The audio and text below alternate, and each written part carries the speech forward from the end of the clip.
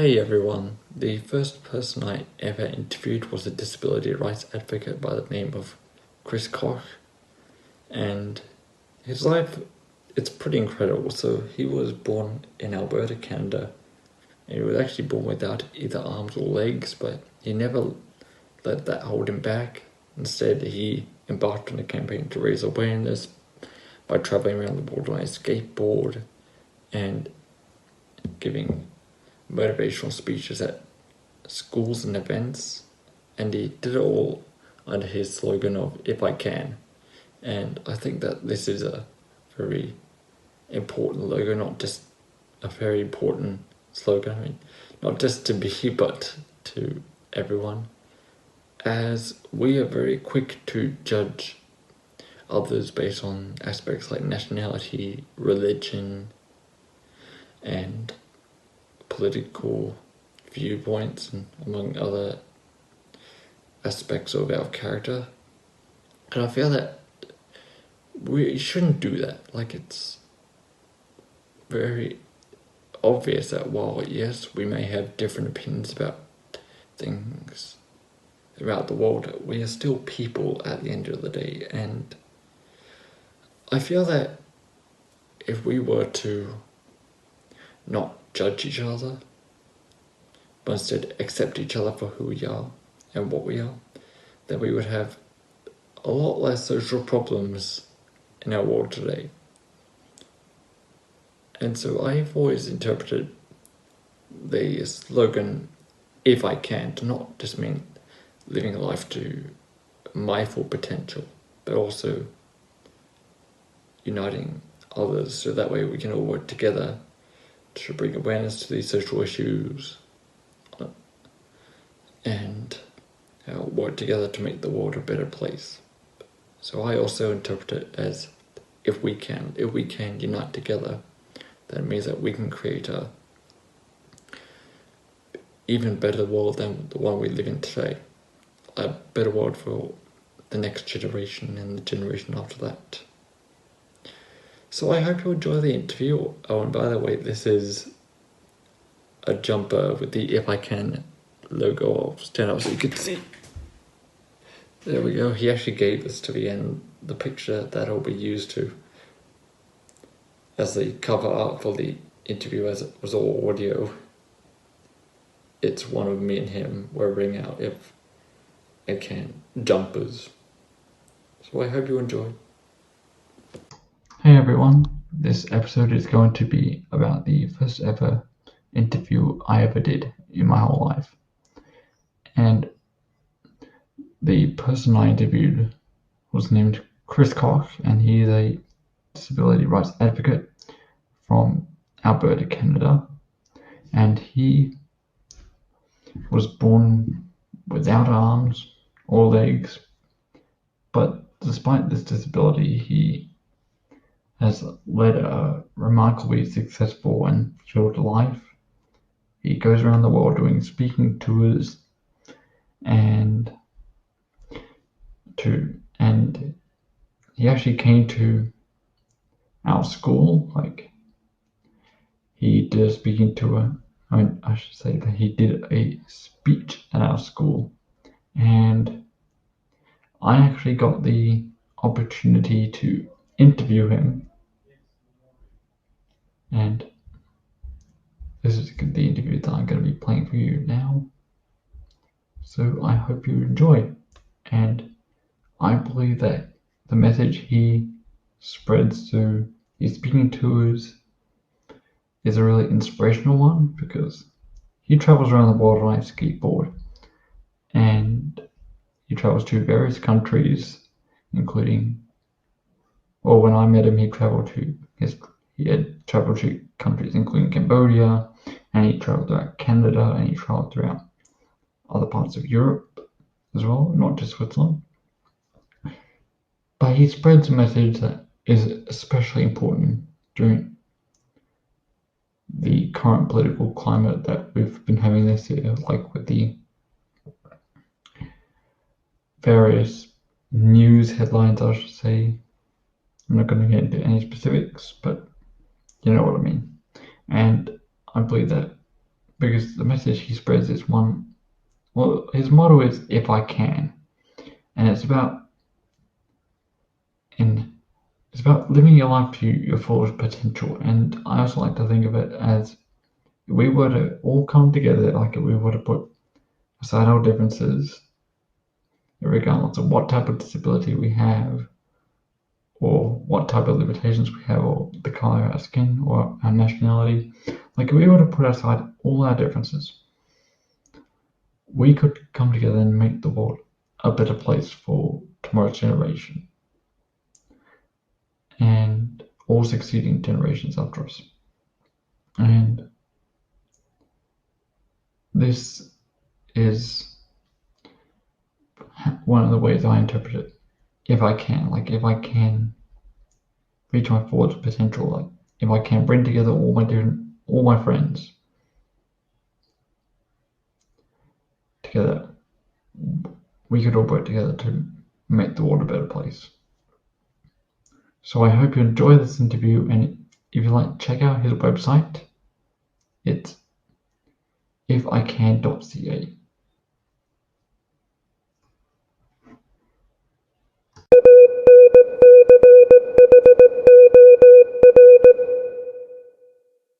So, I'm Josh Downey. I was born in 2000, Sydney, Australia. At the age of 2, I was diagnosed with cerebral palsy. And I've gone through many events, both good and bad, and half of which I feel like I have managed to come out of with a new understanding of myself and the world around me. And the other half, I'm still trying to work on that. And but I'm still looking for answers. Just recently, and which has led me to just recently joining the Model United Nations here at school, which is a big community, so I can raise awareness about the disabled community and represent them in global affairs. And today I would like to hear about how your disability affects you both mentally and physically and the people around you. So first question, how do you spread awareness about having or living with your disability? And this is something I would like to learn more about. Yeah, I guess several ways that I'll spread awareness.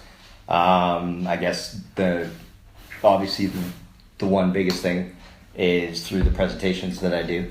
I guess just talking to people, telling them my story, and I guess for me, I get a lot of questions. I get stares all the time. Every single reaction you could possibly think of to my having no arms and legs, I've had, and it doesn't bother me. It's and that's first and foremost in that it's being comfortable in your own skin, being confident in who you are, proud of who you are, not worrying about that person staring or what kind of questions are they going to ask. Are they going to be rude about it? Hopefully not. And when people do say something that might be construed as inconsiderate or rude or insensitive, I do firmly believe that they didn't intend to. So maybe it's a lack of education. So then I'll take it upon myself to answer questions, and I am more than happy to take a couple minutes, answer a couple questions, and give people the right answer than for someone to make an incorrect assumption. So I'm sure people have made incorrect assumptions about you and your abilities, because there's been a lot of people that have made incorrect assumptions about me and my abilities, or even just the quality of life that I have. There's a lot of people that will try and give me money under the assumption that I need it because I'm not able to work or whatever, and it's that's couldn't be farther. There's other times where people give me money just because I've kind of given them a little bit of perspective on life, and thank you, just seeing you with a smile on your face, doing your thing, just gave me that little proverbial kick in the butt to not feel sorry for myself.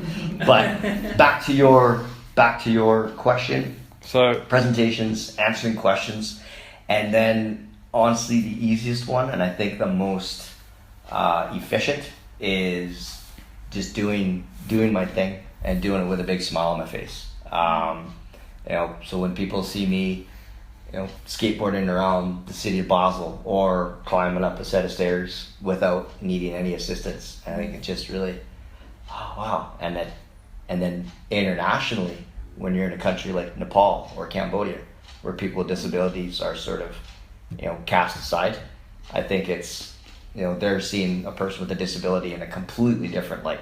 So I think that I talk a lot, so this could be a really long interview. Yeah, just like, Did you pack a lunch? I'll do like my ham and cheese sandwich. So, and that is another thing. A good sense of humor will make a huge difference to the people that you meet, as well as for yourself. It keeps you in a lighter mood, especially in the down days. It's nice to be able to laugh. It's important to be able to laugh. Yeah. So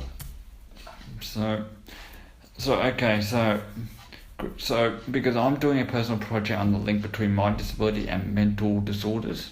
So, and I was interested growing up without, because I know that everything's somewhat psychological, simultaneously biological. But so growing up without arms and legs, how did it affect you mentally? Like, did you think differently to everyone else? Did you go through like certain mental conditions? Yeah, I mean, everybody does, with or without a disability. I have a good friend, and she was on, I don't know if it's on TV or was on TV over here, but America's Next Top Model. So, I mean, she was in the second season. She finished second or third. She's beautiful. Yet, she suffers from depression and is always looking in the mirror, worried, judging. Yeah. So it doesn't matter who you are. You have those moments. But yeah, for me, there are times when things aren't going my way. I'm having a bad day. One of those days where it seems like everything you do goes wrong. If it wasn't for bad luck, you'd have no luck at all. And yeah, I have those moments where I think, this sucks. Why couldn't I have arms and legs? If I had arms and legs, life would be easier. But, that's where up here is the strongest, that 6 inches of space between the ears is, your biggest obstacle in your life, but it can also be the strongest muscle you have in your body. If you have things right up here, it doesn't matter if you have arms and legs. It makes the fact that I'm missing arms and legs absolutely moot. If I think about what I do have, and it's, big heart, good head on my shoulders, endless determination. With that, anything's possible. And that goes back to just being comfortable in your own skin and being happy with who you are. And I guess, when I am having those down days, I think, all right, well, I have an amazing job that I love. I get to travel the world, meet incredible people, done some cool stuff. I have an incredible supporting family, friends, 2 nephews and a niece that I absolutely love to death. Try and spend as much time with them as I possibly can. So that's the stuff that you have to, concentrate on. Because when you're in a negative space, it seems like all the failures build up, and there's no wins. So giving yourself those little wins is very important too. Yeah, and that leads into my next question. Growing up, well, first of all, how much support, like these days, did you receive throughout your even throughout your childhood? How much support did you receive from family, friends, the community? So the community, your school, your health, probably childhood friends that you had? Yeah. So I grew up in a pretty small town, 1,500 people. So everybody knew everybody knew me. They knew what I could do and what I maybe needed help with. So it was the perfect balance of having help if I needed it, but also, stepping back and letting me, do my thing. And I guess, to rewind the clock to right from day one with my parents, they realized very early on that if they did everything for me, they would actually be doing more harm than being of assistance. They knew that I needed to figure out how to do my stuff my way. It's not like they could say, well, this is how you could get dressed. No, I had to figure out how Chris does it his way with the limbs that he has left. And then also too, as I got older, there'd be times where I'd want to, maybe cut some corners. Like, can you do this for me? No, Chris, you can do that just fine. Like, get off your butt and do it yourself. So it was a perfect amount of, having support, having assistance, and, leaving me. And that's actually, support is a lot more beneficial than assistance in a lot of ways. Okay, for me it was kind of a different story, but we'll get to that because it's about you. So, at home, well, these days, going back to the previous question, well, we live in the 21st century, a century full of technology. At home, what technology do you use to help you with your everyday life? Honestly, I have very, very little. Obviously going through university, having a computer to be able to access information and just write, essays. I took history, so it's a lot of writing and a lot of reading. So, to be able to eliminate having to go to the library and pull out 15 books to do a paper, pulling that off the internet was a lot easier. Being able to type on the computer instead of writing longhand. Okay. Although I can write a very, very neat handwriting, which is ironic. And I guess if you went to my apartment, you would walk in there and not assume that a person with a disability was living there.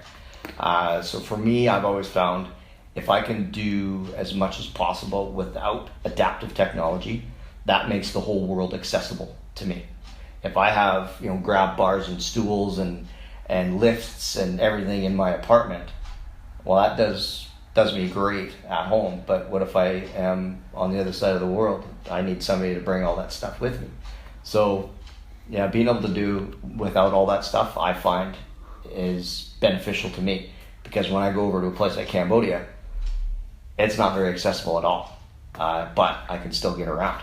That being said, I do, and I'm starting to see the value in maybe having some things at home just to make life easier, because at the end of the day, and same, you can vouch for me on here, understand where I'm coming from here. Takes a lot more energy to do everyday tasks. So you add up everything you have to do throughout the whole day. At the end of the day, pretty damn tired. So if you can kind of save yourself a little bit of energy and time, why not?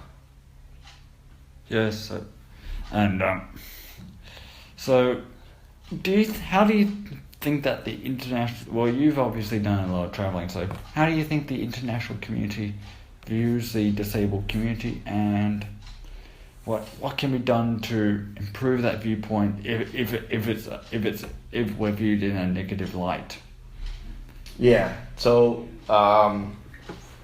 some of that is cultural.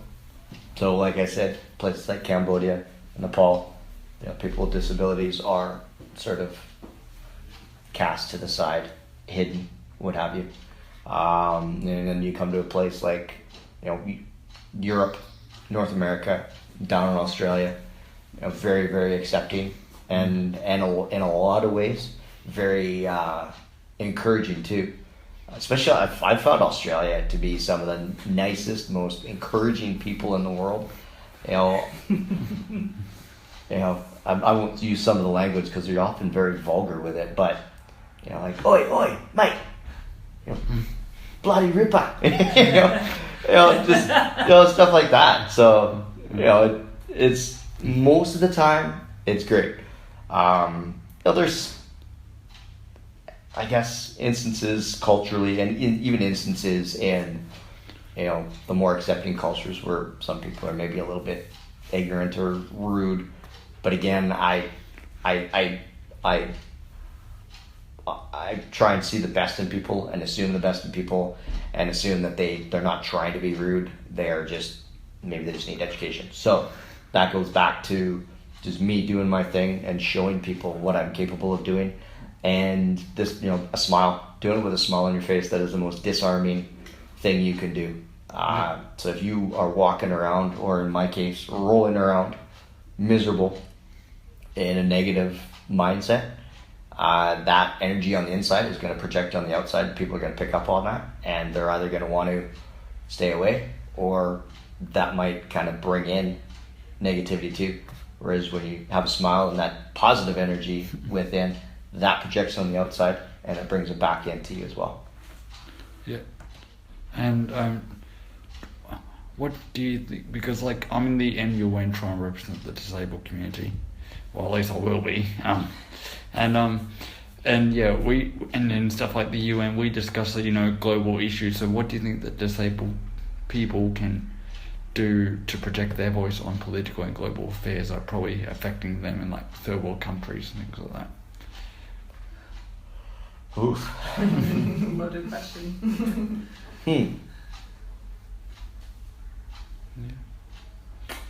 I guess, like anything, having strong, positive advocates. People like, a great example, and I don't know if you've ever heard of them, but for you to identify in from a cerebral palsy mindset or stance or point of view, there's a guy named Zach Anner. Have you ever heard of him? I think I have. He's from the States, I think Austin, Texas, and he wrote a book, and it's hilarious. I read it and I highly recommend it, purely for the name. It's If at Birth You Don't Succeed, and he's hilarious. He's just got a great sense of humor. He has a video series on YouTube called Workout Wednesdays, where he goes on a treadmill. He goes up and down the stairs, and things that he has a heck of a time doing, but he does it with a smile and a good sense of humor. But having positive advocates like that can sort of put people at ease when dealing, a person who is not disabled, dealing with somebody, or sort of even just the topic of disability, put them at ease and feel like they don't have to, walk on eggshells and say the wrong thing and upset or offend, but also just to put it in a positive light. Well-spoken, charismatic people. So civil rights movement, you had Martin Luther King, and he did wonders. Same with Muhammad Ali, and people like Zach Anner, people like Nick Vujicic, people like Kyle Maynard, Spencer West, all people with disabilities that are out there with a great voice, pushing for, I guess, just good advocates. Yeah, and so were you ever discriminated against growing up, or like in people like in ignorant situations? Yeah. Like I've said before a couple times, I try and believe in the best of people, and I don't think they were trying to be discriminate out of rudeness or on purpose. It was just a lack of education. So yeah, I worked for an airline in Canada, and it took a lot of convincing at first for them to believe that I could work at the airport, and then even once I got the job, adding extra duties to my repertoire while at work was a challenge. And part of it is we live in such a litigious society that they're worried that if I take a guest who's flying with us from check-in counters to the boarding gates in a wheelchair, that if I trip and fall, you're gonna have a lawsuit. Well, why would you let a guy without arms and legs push a wheelchair? So when I did this job, I wore artificial legs, so I was a little bit taller, just to kind of give you that piece of information. And my argument would be, well, what if Kristen's working at the airport and she trips, and a person is less apt to sue the airline if Kristen did it as if I did it. So it's frustrating for that reason. So yeah, there was instances like that, or even I was flying. First time I flew to Asia, I'd already been to 3 other continents flying by myself, and the airline they didn't believe me when I said, I could travel on my own. And I said, well, what if you have to go to the bathroom? I said, well, then I'll go to the bathroom. Well, how? Well, I'm not going to go into details about how, but trust me, I shouldn't just mess with them. I said, well, I just put newspaper on the floor and just go on the newspaper, and then I'll let you. No, but it's just little examples like that. And by the end of that flight, honestly, the whole crew, even one of the pilots, came up for the front. They wanted a picture with me. Oh. So it's being persistent and not taking no for an answer, and then, but also not getting frustrated, because I think if you meet them with anger, they're going to push back, and you're not going to get anywhere. So you really got to be patient, and sometimes you have to bite your tongue, even though you want to say something laced with vicious rhetoric. You can't, because then you end up looking like the jerk, when originally they were actually being the ones who weren't being fair, for lack of a better way to put it. Yeah. Josh, you've got just about 5 minutes left, okay? Ooh. It's okay, we talked about that. You don't have to get to it. Yeah. So do you have any questions for me during these last 5 minutes? Oh, well, hey, you know what? I could flip the script and ask you all these same questions. So tell me a little bit. I'm just going to go back to the question because I can't remember them all. But I guess that would be, so as far as discrimination and people questioning your ability, is there any that stick out? Yes, well, actually, especially during my first few years of school, I in the Australian educational system at the time, I had to, well, you see, I qualified for special education, but mostly 15 hours a day out of it. But in the end, I only ever got about 3, and I was mostly treated like every other student in school. That was the bad thing about the Australian educational system at the time, was that they didn't really, they considered disabled students to be the exact same as everyone else. So I was given the exact same amount of work to do in the exact same time frame as everyone else, and that was difficult for me. So Thanks, Josh. yeah. Yeah. And and also when it comes to why, this is part of the reason why I joined MU in the first place, was just like with you.